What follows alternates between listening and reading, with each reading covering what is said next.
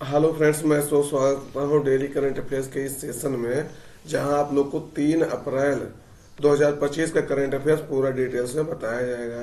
हर current affairs आपका state GK के माध्यम से और मैपिंग के माध्यम से बताया जाएगा। तो आप सब वीडियो लास्ट तक देखिए, कई सारे महत्वपूर्ण क्वेश्चन आपको मिलने वाले हैं। तो शुरुआत करते हैं आज के पहले क्वेश्चन के साथ। किस राज्य के कुंभकोणम पान के पत्ते और थोबलाई फूलमाला को जीआई टैग दिया गया है? तो ये आपको बताना है। पहले नंबर जीआई टैग, यानी जीआई टैग का फुल फॉर्म होता है जियोग्राफिकल इंडिकेशंस। जियोग्राफिकल इंडिकेशन के बारे में अभी आपको पूरा बता देते हैं, भौगोलिक संकेतक जिसे कहा जाता है। तो पहले ये आपको बताना है, ये किस राज्य के जो है, किस राज्य का पान का पत्ता है कुंभकोणम और थोबलाई फूलमाला को जीआई टैग दिया गया है?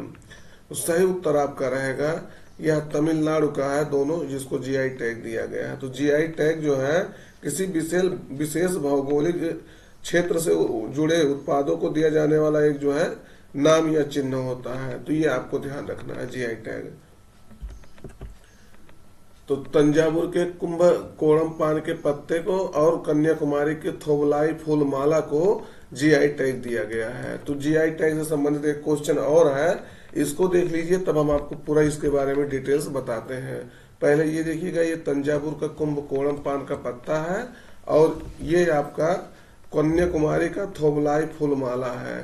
तो इसको आपको याद रखना है। कहाँ का दिया गया है? तमिलनाडु राज्य से बिलोंग करते हैं हम। अगला क्वेश्चन है इसी से संबंधित, सौदागरी ब्लॉक प्रिंट को जीआई टैग दिया गया है, यह किस राज्य से संबंधित है? तो ये जो है ब्लॉक प्रिंट है, जो कपड़ों पर किया जाने वाला प्रिंट है, सौदागरी। तो इसको किस राज्य का ये जीआई टैग है, जिसको किस राज्य से संबंधित है जिसको जीआई टैग दिया गया है, भौगोलिक संकेतक दिया गया है? तो सही उत्तर आपका रहेगा ये गुजरात से संबंधित है, इसको जो है क्या किया गया है, जीआई टैग दिया गया है। आपको ध्यान रखना बहुत महत्वपूर्ण है। तो जीआई टैग जो है ये देखेंगे, गुजरात के सौदागरी ब्लॉक प्रिंट को, कहाँ के? गुजरात के, जीआई टैग दिया गया है। यह कहाँ से संबंधित है? अहमदाबाद का जमालपुर एक क्षेत्र है अहमदाबाद जिला में, वहां का एक पारंपरिक शिल्प है, ट्रेडिशनल क्राफ्ट है। तो इसी को जो है जीआई टैग दिया गया है। अब पारंपरिक शिल्प मतलब ये साड़ी पर, ओढ़नी पर, ये सब पे जो है किया जाने वाला एक पारंपरिक शिल्प है, जो जमालपुर की छीपा समुदाय द्वारा जो है, छीपा कम्युनिटी है, उसके द्वारा इसको किया जाता है। यह गुजरात की 300 साल पुराना कपड़ा छपाई तकनीक है, जो आपको बताई थी, छीपा समुदाय द्वारा किया जाता है। जीआई टैग क्या होता है, जिसे भौगोलिक संकेतक कहा जाता है? GI tag geographical indication tag एक प्रमाणीकरण है। क्या है? प्रमाणीकरण है, जो किसी विशिष्ट भौगोलिक स्थान से उत्पन्न उत्पादों को मान्यता देता है। यह टैग किसी पहचान की जो है, किसी उत्पाद की पहचान करता है। जैसे कोई उत्पाद है जो अभी बताया गया ना, विशिष्ट भौगोलिक स्थान से उत्पन्न उत्पादों को मान्यता देता है। तो किसी जो है, यह टैग जो है किसी उत्पाद की पहचान करता है, उसकी गुणवत्ता क्या है, उसकी प्रतिष्ठा क्या है, उसकी अन्य विशेषताओं को एक उस क्षेत्र से जो है संबंधित करता है, उससे जोड़ता है। तो ये जीआई टैग के बारे में आपको ध्यान रखना है। जीआई टैग जो है एक एक्ट आया था, जो geographical indication of goods registration and protection act 1999 में, इसके तहत जो है जीआई टैग दिया जाता है। 2003 से इसकी शुरुआत की गई थी, लेकिन 2004 में, कब? 2004 में दार्जिलिंग टी को, किसको? दार्जिलिंग टी को, दार्जिलिंग चाय को, टी को सबसे पहला जीआई टैग दिया गया। दार्जिलिंग आप जानते हो कि पश्चिम बंगाल में है, और दार्जिलिंग चाय बहुत प्रसिद्ध भी है पूरे इंडिया में, पूरे विश्व में। तो ये दार्जिलिंग टी को सबसे पहले जीआई टैग दिया गया था 2004 में। यह जो है 10 वर्षों के लिए दिया जाता है। कितने वर्षों के लिए? यानी किसी प्रोडक्ट्स का, किसी उत्पाद की जो विशिष्ट पहचान दिया जाता है, जीआई टैग दिया जाता है, उसके जो है उस स्थान को पहचान देने के लिए, उस प्रोडक्ट्स को उस स्थानीय पहचान देने के लिए वह 10 वर्षों के लिए दिया जाता है। जब 10 वर्ष ये पूरा हो जाता है इसका, तो फिर इसको अगर देना है तो इसको रिन्यू कराना होता है। क्या कराना होता है? रिन्यू कराना होता है, मतलब फिर से इसको जो है उसमें लाया जाता है, फिर 10 वर्ष के लिए फिर बढ़ाया जाएगा अगर उसको दिया जाएगा। तो इस प्रकार से जीआई टैग दिया जाता है। इसको आपको ध्यान रखना है, ये आपका बहुत महत्वपूर्ण होता है। और भारत में सबसे अधिक जीआई टैग किस राज्य को मिला है? तो उत्तर प्रदेश को राज्य को 75 जीआई टैग दिया गया जा चुका है। कितना? 75 जीआई टैग, यानी अभी तक सबसे ज्यादा किस राज्य में दिया गया है? उत्तर प्रदेश के राज्य को दिया गया है। तो ये भी आपको ध्यान रखना है। अभी तमिलनाडु का आपका बताएं, वहां तमिलनाडु में जो है 62 जीआई टैग हो गए हैं। ये भी आपको ध्यान रखना है। ये है, देखिएगा, ये आपका जो है सौदागरी ब्लॉक प्रिंट है, इस तरह से कुछ किया जाता है। तो इसको जीआई टैग दिया गया है अहमदाबाद का। छिपा समुदाय आपको ध्यान रखना है। अगला है, हाल ही में लोकसभा ने किस राज्य में त्रिभुवन सहकारी विश्वविद्यालय स्थापित करने हेतु विधेयक पारित किया है? तो ये किस राज्य में जो है ऐसा किया गया है और जो लोकसभा ने विधेयक पारित किया है? तो आपको ये बताना है पहले, विधेयक जिसे क्या कहते हैं? बिल और अधिनियम। बिल और अधिनियम में क्या अंतर है? इसे एक्ट कहते हैं। तो विधेयक क्या होता है या बिल क्या होता है? सॉरी, विधेयक तो यही हो गया। बिल क्या होता है जिसे विधेयक कहा जाता है, और अधिनियम क्या होता है जिसे एक्ट किया जाता तो कहा जाता। तो इसको पहले जान लेना है। अभी आपको हम पहले बताते हैं। तो विधेयक पारित किया गया है, तो ये किस राज्य में स्थित होगा या किस राज्य में स्थापित किया जाएगा? सही उत्तर आपका रहेगा, ये गुजरात में स्थापित किया जाएगा। कहाँ स्थापित किया जाएगा? गुजरात में स्थापित किया जाएगा। तो आप जानिएगा बिल और एक्ट में क्या अंतर है। बिल जी क्या होता है, जब तक ये प्रोसेस पास नहीं हो जाता, जब तक जैसे कोई संसद में कोई कानून बनाना है तो उसको पहले बिल के रूप में लाया जाता है। कहाँ? संसद मतलब लोकसभा या राज्यसभा में।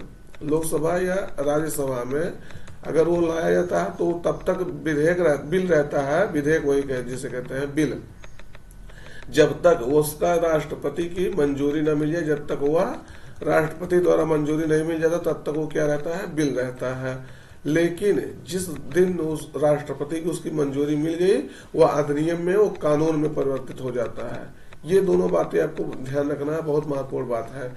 यानी संसद में जब तक पूरी प्रोसेस चलती है, उसमें जितने संशोधन होते हैं बिल लाने के बाद, मतलब कानून लाने के बाद, कह लीजिए बिल जो है कानून पास करने की एक प्रक्रिया है।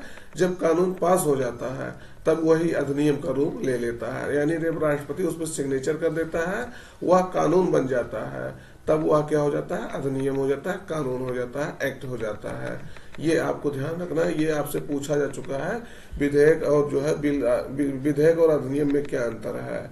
तो ये दोनों आपको ध्यान रखना है। तो लोकसभा के गुजरात देखिएगा, गुजरात के आनंद आप जानते हो गुजरात में एक जिला है, वहां आनंद में त्रिभुवन सहकारी विश्वविद्यालय की स्थापना के लिए एक विधेयक पारित किया गया है। ये आपको ध्यान रखना, गुजरात के आनंद में ये विश्वविद्यालय जो है बनेगा। ये जो है सहकारी जो है समिति से संबंधित है, और ये दुग्ध जो है सहकारी समिति दुग्ध से संबंधित स्थापित किए थे, उसके लिए भी बहुत प्रसिद्ध है त्रिभुवन। तो विश्वविद्यालय का नाम जो है भारत के सहकारी आंदोलन के, देखिएगा, सहकारी कोऑपरेटिव मूवमेंट के अग्रणी त्रिभुवन दास पटेल के नाम पर यह रखा गया है। ये एक भारतीय स्वतंत्रता कार्यकर्ता, वकील और राजनीतिज्ञ थे। ये गांधी जी के क्या थे? महात्मा गांधी के अनुयायी थे, इनको फॉलो करते थे। और जो सविनय अवज्ञा आंदोलन चला था, कब चला था आपको बताना है। सिविल डिसोबीडियंट मूवमेंट है और ग्रामीण जो है विकास जैसे आंदोलन में ये शामिल थे। तो ये आपको ध्यान रखना है। ये 1948 से 1983 तक हरिजन सेवक समिति के अध्यक्ष भी रह चुके हैं, कार्य कर चुके हैं। तो इनके बारे में आपको ध्यान रखना है, महत्वपूर्ण पर्सनालिटी है, क्योंकि कहाँ खुल रहा है ये भी आपको याद रखना है। अभी संसद में ये जो है पास हो रहा है। अगला है, हाल ही में इसरो के किस उपग्रह ने 28 मार्च 2025 को म्यांमार में आए भूकंप के बाद की तस्वीरें ली हैं। तो स्पष्ट जो है भूकंप आने के पहले और भूकंप है आपका, इसके बाद की तस्वीरें और इसके पहले की तस्वीरें लेकर के दिखाया है कैसे जो है ग्राउंड लेवल पे सिचुएशन चेंज हुआ था। तो मतलब किस तरह से जो है माहौल बना था। माहौल बनने का मतलब जो है भूकंप आने के बाद क्या क्या जो है परेशानियां जो है आई थी। तो किस सैटेलाइट ने जो है ये म्यांमार में जो भूकंप आया था उसकी तस्वीरें ली है, वो भी हाई रेजोल्यूशन जो है तस्वीरें प्रोवाइड की है भारत के किस जो है सैटेलाइट ने। EOS-1, Cartosat 3, RISAT 2B, INSAT 3D। सही उत्तर आपका बी रहेगा। कार्टोसैट 3 ने जो है ये हाई रेजोल्यूशन से इमेज आपको भेजा है। तो इसरो के पृथ्वी अवलोकन उपग्रह है अर्थ ऑब्जर्वेटरी सैटेलाइट कार्टोसैट 3 ने 28 मार्च 2025 को जो म्यांमार और थाईलैंड के बैंकॉक में भी आप जानते होंगे भूकंप आया था, 7.7 तीव्रता का भूकंप आया था। तो उसका जो है भूकंप की उच्च रेजोल्यूशन हाई रेजोल्यूशन वाली तस्वीरें ली है और मांडले और सागाइंग क्षेत्रों के लिए नुकसान का आकलन आपदा के बाद की तस्वीरों जो 29 मार्च को है, क्योंकि 28 मार्च का आया था भूकंप, तो 29 मार्च की तस्वीर लेकर के तुलना की है और 18 मार्च में क्या स्थिति थी उससे तुलना करके ये तस्वीरें आपको भेजी है, मतलब आपको भारत सरकार को भेजी है। तो याद रखना वहां भी जो है ये बहुत तीव्र भूकंप आया था, रिएक्टर पैमाने पर उसको जो है 7.7 मापा गया था उसकी तीव्रता। तो इसके कारण से म्यांमार के 6 क्षेत्रों में जो है क्या लगाया गया था, आपातकाल लगा दिया गया था। और वहीं थाईलैंड की राजधानी बैंकॉक में भी जो है इस तरह से घर गिर रहे थे, देखे होंगे आप बैंकॉक में, तो वहां भी आपातकाल आपका लगा दिया गया था।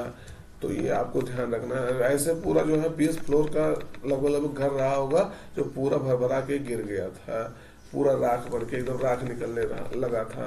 तो ये आपको ध्यान रखना है। इसीलिए म्यांमार में जो है भारत सरकार ने ऑपरेशन ब्रह्मा चला करके वहां मानवीय सहायता भेजना शुरू किया है। हिंडन एयरपोर्ट जो है आपका जो उत्तर प्रदेश में है, हिंडन एयरबेस, वहीं से जो है 15 टन मानवीय सहायता, इसमें दवाइयाँ और जो उससे संबंधित इक्विपमेंट है, खाना पानी, इसको जो है सरकार ने भेज दिया है।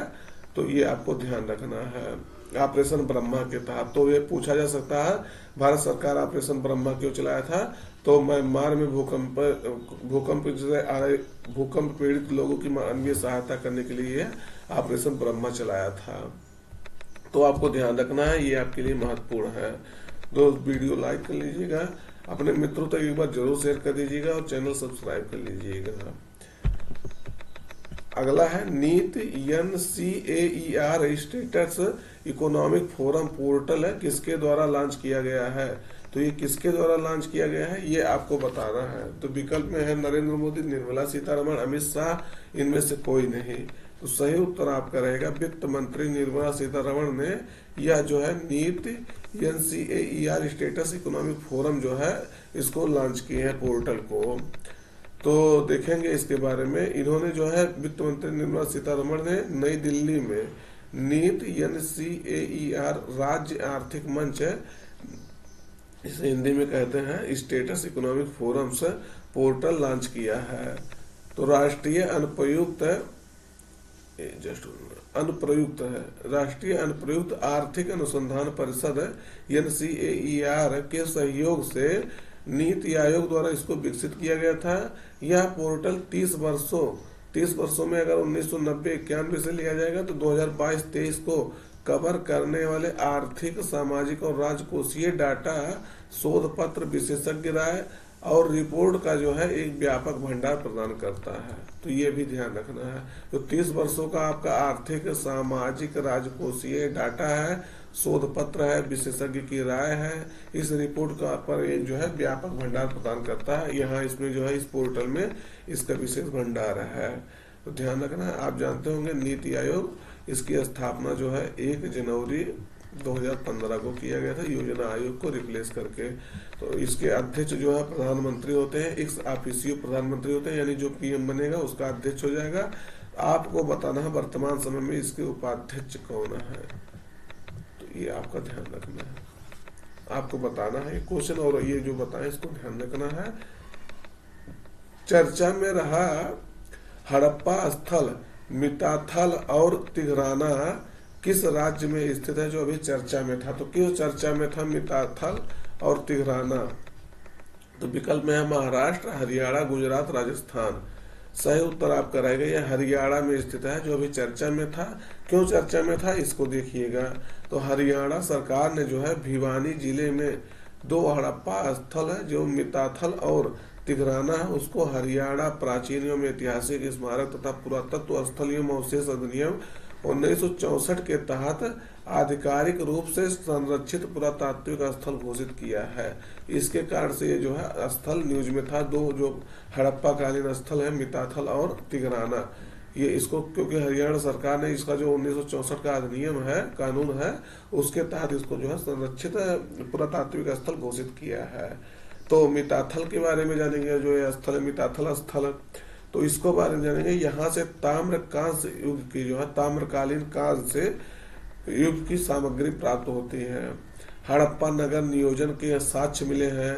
काले रंग के चित्रित रूपांकनों जैसे पीपल का पत्ता हो गया, मछली का सल्क हो गया, इसके साथ मजबूत लाल मिट्टी के बर्तन यहाँ से प्राप्त हुए हैं।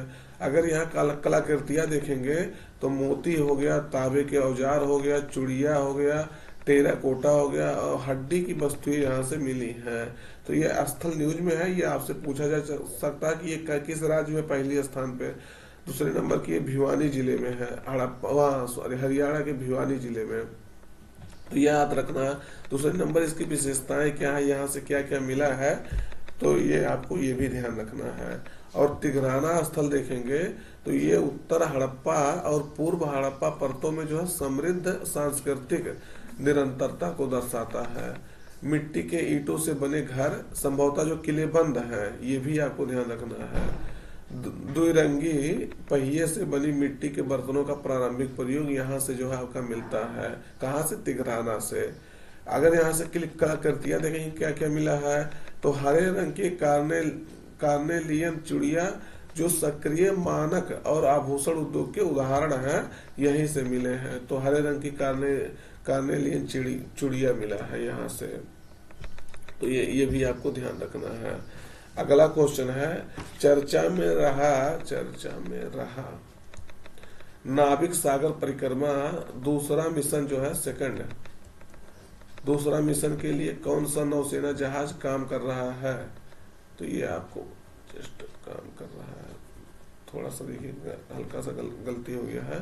तो ये आपको बताना है नाविका सागर परिक्रमा, इसके बारे में आपको बताना है इसमें कौन सा जो है जहाज आपका नौसेना जहाज काम कर रहा है। तो सही उत्तर आपका रहेगा INSB तारणी इसमें काम कर रहा है, जो अभी अपने लास्ट चरण में, चौथे चरण में पहुंच गया है, यानी अब इसकी जो है पूरा हो गया है जो चरण था।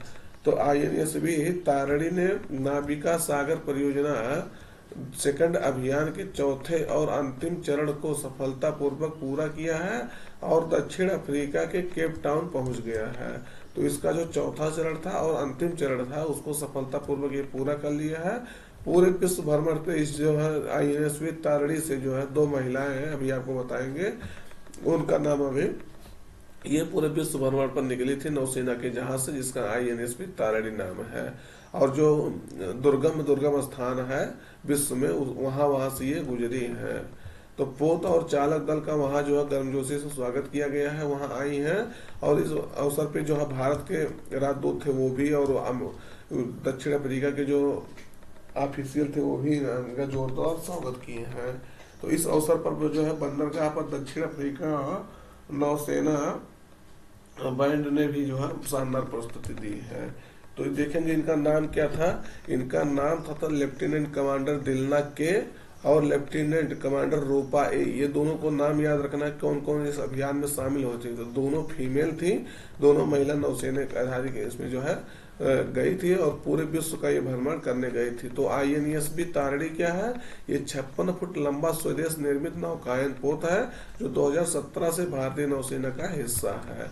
ये पहला चरण एक बार पूरा हो चुका है इसका नाविका सागर परियोजना का, इसीलिए जो है इसका ये सेकंड एडिशन था, यानी सेकंड बार ये जो है विश्व भ्रमण पर निकले थे।